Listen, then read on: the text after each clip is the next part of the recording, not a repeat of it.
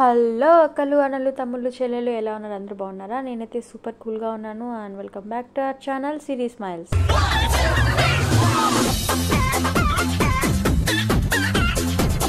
ఈ ఫ్రాక్ వచ్చేసి మీడియం సైజ్కి డిజైన్ చేయబోతున్నాను అనమాట. దీనికోసం నేను 3.5 మీటర్ లైనింగ్ తీసుకున్నాను. అండ్ మెయిన్ క్లాత్ వచ్చేసి 4.5 మీటర్ తీసుకున్నాను అనమాట. సో లైనింగ్లో ముందుగా నేనేం చేస్తున్నా అంటే ఒక 1 మీటర్ క్లాత్ అయితే కట్ చేసి పెట్టుకుంటున్నాను. ఇది బాడీ పార్ట్కి యూజ్ చేయడానికి. సో ఇలా 1 మీటర్ వేర్ చేసి పెట్టేసుకొని రిమైనింగ్ క్లాత్ వచ్చేసి మనం డౌన్ పార్ట్కి అయితే యూజ్ చేసుకోవాలన్నమాట. సో ఈ క్లాత్ ఉంది చూడండి, ఇది 2 ఫోల్డ్స్ చేసి మళ్ళీ ఈ విధంగా అంటే మనకి 4 లేయర్స్ రావాలన్నమాట. ఈ విధంగా ఫోల్డ్ చేసేసుకొని first length, body part length వచ్చేసి 15 ఇంచెస్కి మార్క్ చేసుకుంటున్నాను. సో ఈ విధంగా మార్క్ చేసుకొని అడ్డంగా లైన్ అయితే గీసేసుకుంటున్నాను. ఈ రిమైనింగ్ క్లాత్ ఉంటుంది కదా, అదైతే కటింగ్లో వెళ్ళిపోతుంది అనమాట. ఈ విధంగా లైన్ గీసేసుకుంటే మనం కటింగ్ చేసుకునేటప్పుడు నీట్గా వస్తుంది. దాని తర్వాత నా వేస్ట్ వచ్చేసి 38 అనమాట. సారీ, నా వేస్ట్ కాదు, ఈ డ్రెస్ డిజైన్ చేస్తున్నాను కదా, ఆ అమ్మాయి వేస్ట్ వచ్చేసి 38 అనమాట. నార్మల్గా నా సైజ్ అయితే ఇక్కడ ఉంది కదా, ఇక్కడ మార్క్ చేస్తున్నాను కదా, అది 6 ఇంచెస్కి మార్క్ చేస్తాను. కాకపోతే ఇప్పుడు ఏంటంటే కొంచెం సైజ్ ఎక్స్ట్రా అయింది కాబట్టి 6.5 ఇంచెస్కి మార్క్ చేసుకోవచ్చు. 6కి ఒక 2 గీతలు ఎక్స్ట్రా కూడా మార్క్ చేసుకోవచ్చు. కాకపోతే నేను 6.5కి మార్క్ చేసేస్తున్నాను అనమాట. ఈ విధంగా మార్క్ చేసుకొని లోపలికి ఒక 3 ఇంచెస్, షోల్డర్ విత్ వచ్చేసి 3 ఇంచెసే పెడుతున్నాను. ఈ విధంగా షోల్డర్ విత్ పెట్టేసుకుంటున్నాను. తర్వాత ఆర్మ్ హోల్ అయితే మార్క్ చేసుకుంటున్నాను. ఈ విధంగా నిలువుగా పెట్టేసుకొని 6 ఇంచెస్కి ఈ విధంగా నిలువుగా గీత గీసేసుకుంటున్నాను. దాని తర్వాత చెక్ చేసుకుంటున్నాను అనమాట, పైన కింద సేమ్ విత్తులో ఉందా, సేమ్ లెంత్లో ఉందా గీత లేదా అని చెప్పేసి. అండ్ క్రాస్గా కింద ఒక లైన్ గీసేసుకుంటే అండ్ కార్నర్లో ఒక 1/2 ఇంచ్కి ఈ విధంగా కార్నర్లో గీత గీసేసుకొని దాని తర్వాత ఈ విధంగా హాఫ్కి అంటే 3 ఇంచెస్కి మార్క్ చేసుకొని ఇప్పుడు అప్పర్ బస్ట్ సైజ్ చూసుకోవాలన్నమాట. అప్పర్ బస్ట్ సైజ్ వచ్చేసి 35. ఈ 35ని 4 భాగాలుగా విభజిస్తే మనకి ఎగ్జాక్ట్గా చూడండి 9 ఇంచెస్ వచ్చింది. సో 9 ఇంచెస్కి మార్క్ చేసుకుంటున్నాను. ఇక్కడ నేను ఏంటంటే 1.5కి మార్క్ చేసుకున్నాను ఫస్ట్, తర్వాత కొంచెం ఎక్స్ట్రానే పెట్టుకుంటున్నాను. ఎందుకంటే కొంచెం సైజ్ ఎక్స్ట్రా ఉంది కాబట్టి నేనైతే ఒక 2 ఇంచెస్ ఎక్స్ట్రా పెట్టుకుంటున్నాను అనమాట. 1.5 ఇంచెస్ పెట్టుకోవాలి ఖర్చు అనేది. నేనైతే 2 ఇంచెస్ ఖర్చు ఎక్స్ట్రా పెట్టుకుంటున్నాను. అంటే మనకి తక్కువ అయితే ప్రాబ్లం అవుతుంది కదా, అందుకని. సో ఈ విధంగా ఆర్మ్ హోల్ అయితే క్లోజ్ చేసుకున్నాను అనమాట. ఆర్మ్ హోల్ రౌండ్ గీసేసుకుంటున్నాను. అండ్ ఇక్కడ వచ్చేసి నెక్ గీస్తున్నాను. నెక్ వచ్చేసి కరెక్ట్గా 5 ఇంచెస్ పెట్టేస్తున్నాను అనమాట. నాకెంత పెట్టుకుంటున్నానో అంతే సేమ్ అమ్మాయికి కూడా 5 ఇంచెస్, ఫ్రంట్ నెక్ 5 ఇంచెస్ పెట్టుకుంటున్నాను అనమాట, డీప్ వచ్చేసి. అండ్ ఇక్కడ వచ్చేసి 38 ఇంచెస్ కదా వేస్ట్ అనేది. సో నేను 4 ఇంచెస్కి మార్క్ చేస్తున్నాను. నార్మల్గా నా సైజ్ అయితే స్మాల్ సైజ్కి 3 ఇంచెస్కి మార్క్ చేస్తాను. ఇక్కడైతే 4 ఇంచెస్కి మార్క్ చేసుకొని ఇక్కడ 1.5 ఇంచులో ఒక గ్యాప్లో ఇంకొక గీత మార్క్ చేసుకోవాలన్నమాట. అర్థమైంది కదా? సో ఇప్పుడు 38ని 4 భాగాలుగా విభజిస్తే మనకి కరెక్ట్గా 9.5 వస్తుంది. ఆ 9.5కి ఒక 3 ఇంచెస్ ఎక్స్ట్రా పెట్టుకొని మార్క్ చేసుకుంటున్నాను. ఈ విధంగా అలా మార్క్ చేసుకున్న తర్వాత ఎక్స్ట్రాగా 1.5 ఇంచ్ ఖర్చు పెట్టుకోవాలి. ఇక్కడ నాకు ఖర్చు పెట్టుకోవడానికి మార్క్ చేసుకోవడానికి ఏం లేదు, కరెక్ట్గా అంతే క్లాత్ మిగిలిందనమాట. ఇప్పుడు వచ్చేసి వేస్ట్ దగ్గర ఒక 1/2 ఇంచ్ గ్యాప్లో ఈ విధంగా మార్క్ చేసుకుంటున్నాను.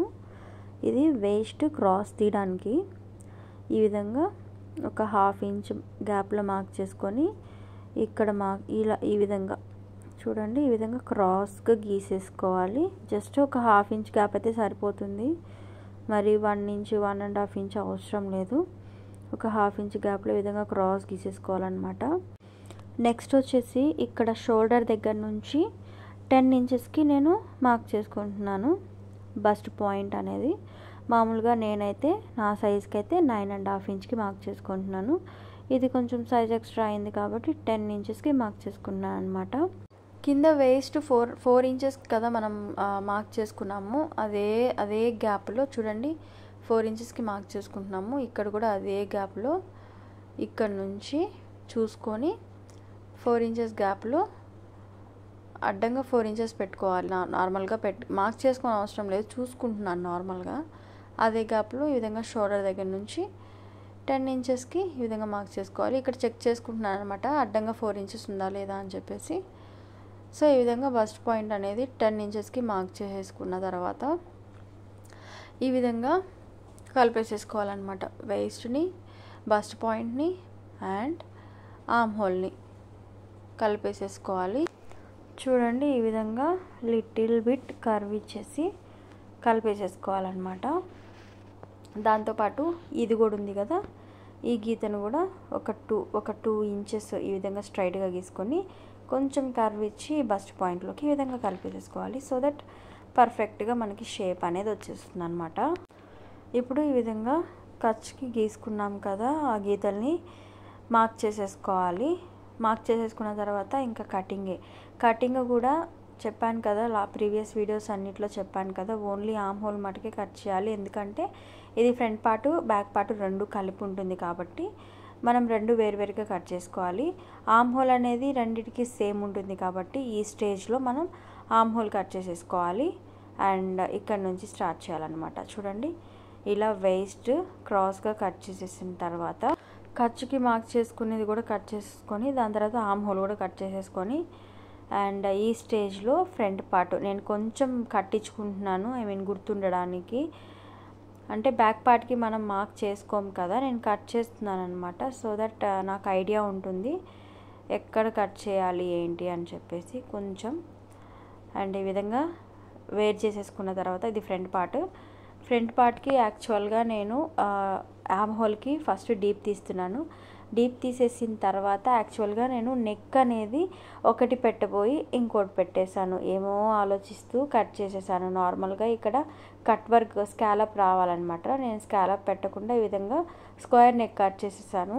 దాన్ని మళ్ళీ నేను ఏదో కట్ చేసి కట్ వర్క్ అయితే చేశాను అనుకోండి, కాకపోతే అంత పర్ఫెక్ట్గా రాలేదన్నమాట. మనం కటింగ్లోనే స్కాలప్ కట్ చేస్తే ఎంత పర్ఫెక్ట్గా వస్తుందో అంత పర్ఫెక్ట్గా రాలేదన్నమాట. సో ఇక్కడ ఒక మిస్టేక్ జరిగిపోయింది. అండ్ ఈ విధంగా ఫ్రంట్ పార్ట్ అయితే కంప్లీట్ అయిపోయిందనమాట. మార్క్ చేసుకున్నాము అండ్ కట్ చేసుకున్నాము. అండ్ ఇది బ్యాక్ పార్ట్కి నేను కొంచెం కట్ చేశాను కదా, అక్కడి నుంచి మనం ఈ విధంగా మార్క్ చేసుకుంటున్నాను. డీప్ అయితే నేను 7.5 ఇంచెస్ పెడుతున్నాను బ్యాక్ నెక్ డీప్. అండ్ ఈ విధంగా స్క్వేర్ నెక్ పెట్టేసి అండ్ వేస్ట్ దగ్గర ఫ్రంట్ పార్ట్కి ఏ విధంగా అయితే 4 ఇంచెస్కి అడ్డంగా మార్క్ చేసుకున్నామో సేమ్ అదే విధంగా బ్యాక్ పార్ట్ కూడా 4 ఇంచెస్కి అడ్డంగా 4 ఇంచెస్కి నిలువుగా ఈ విధంగా బ్యాక్ టక్స్ పెట్టుకోవడానికి మార్క్ చేసుకోవాలన్నమాట. అందరికి తెలిసిందే కదా ఇది. ఈ విధంగా మార్క్ చేసుకున్న తర్వాత నెక్ అయితే కట్ చేసేసుకుంటున్నాను. ఇంతటితో బాడీ పార్ట్ అయితే కంప్లీట్ అయిపోతుంది అనమాట. నేనైతే చెక్ చేసుకుంటున్నాను కరెక్ట్గా ఉందా లేదా అని చెప్పేసి. అంటే క్రాస్ ఈ విధంగా రాకూడదు కదా నెక్లు అనేవి. సో నెక్స్ అనేవి మనం స్ట్రైట్గా చూసుకోవాలి. ఈ విధంగా అయిపోయిన తర్వాత ఇది కంప్లీట్ అయిపోతుంది బాడీ పార్ట్. అండ్ ఈ పార్ట్ ఉంది కదా కటింగ్లో పోయిన పార్ట్, దీంతో నేను ఈ డ్రెస్కి రఫుల్ హ్యాండ్స్ పెడుతున్నాను. రఫుల్ హ్యాండ్స్ కింద మనకి షార్ట్ హ్యాండ్స్ కావాలి కదా, సో ఆ హ్యాండ్స్ కోసం ఈ క్లాత్ అయితే యూజ్ చేస్తున్నాను అనమాట. కొంచెం కూడా వేస్ట్ అవ్వనివ్వను నేనైతే. క్లాత్లు ప్రతిదీ యూజ్ చేసేయాలి అని చూస్తానన్నమాట.